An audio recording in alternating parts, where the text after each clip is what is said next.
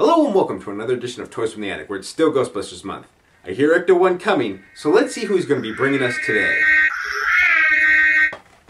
Thanks as always, Ecto-1. Alright, for this week's episode, we're going to be taking a look at Fright Feature Egon Spengler. So without further ado, let's take a closer look at this guy.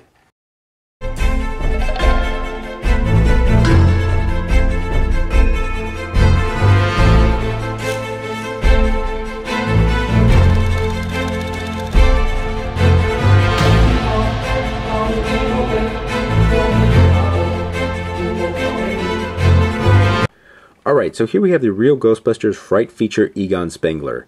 Now Egon is the first character in this particular wave that starts to shy away from that classic jumpsuit look.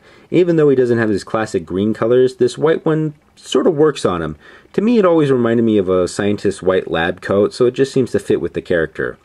Now as far as his sculpt goes, I really kind of enjoyed, however I do wish there was a little bit more paint deco on him in some spots, especially right here on this little edge. It's kind of hard to see the detailing, but it makes me feel that this is actually a jacket that he has on over his flight suit.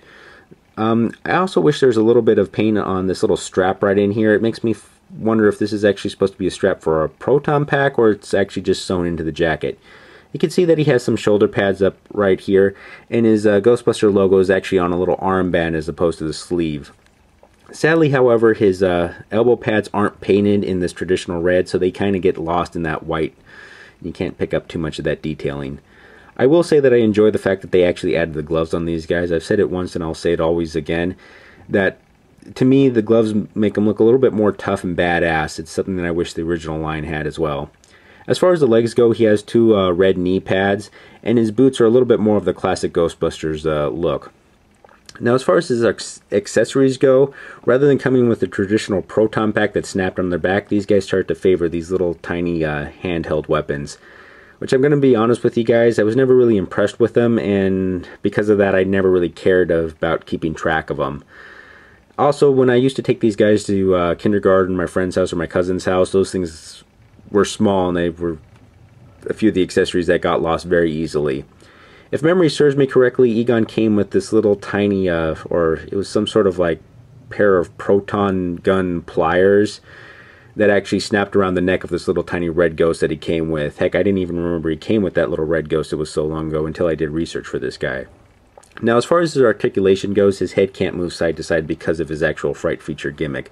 However, his arms are still able to move up and down as well as his legs. Now to activate his Fright Feature gimmick, he just kind of squeezes his arm in like this, and you can see his head pops up and his mouth actually drops down, like he's actually yelling, "Ah!" And this little part right here is the last little remnants of a tie that actually was on him. The idea was the tie would flip up too when he was scared. The interesting thing is every single image I've seen of this particular figure, or every single figure I've seen at another convention or in a used toy bin, that tie is always broken off at the exact same spot.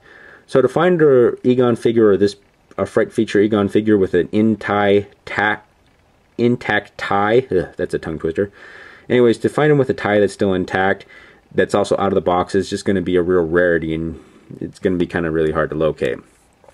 Anyways, Egon happens to be my second favorite character in this particular wave of action figures. So without anything else to say, this has been a look at the real Ghostbusters Fright Feature Egon Spengler. Once again, thank you for watching. If you enjoyed what you've seen today, please help me out by sharing, liking, or even subscribing. Comments and advice are also appreciated. Who knows, something you suggest may appear on the show in the future. Okay, look, I understand you want to have more screen time than just a handful of episodes out of the year, but it kind of goes with the whole Ghostbusters theme month, don't you think? Okay, fine. We'll renegotiate your contract.